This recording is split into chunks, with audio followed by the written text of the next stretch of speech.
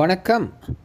4வது லெசனில் நாங்கள் பார்ப்போம் ஜிபிஎஸ் யூனிட் பாய்க்கிறனால ஃப்ரஸ்ட்ரேஷன் அண்டு டிசப்பாயிண்டட் இருந்து நாங்கள் எப்படி கலர்றதுன்னு சொல்லி நாம் ட்ராவல் பண்ணுற நேரம் எதிர்பார்க்காத முறையில் நிறைய வெஹிக்கிள் ட்ராஃபிக்கில் நாங்கள் சிறு மாட்டிப்படுறது.